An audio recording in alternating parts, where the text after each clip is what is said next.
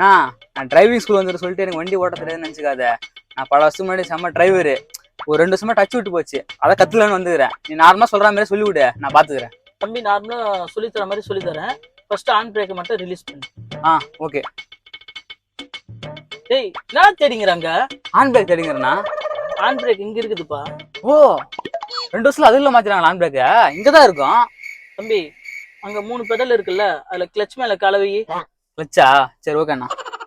தம்பி கிளச்சில் காலை விடனா பிரேக்ல காலை வச்சுக்கிற. கிளச் இந்த பக்கம்டா. பிரேக்கா?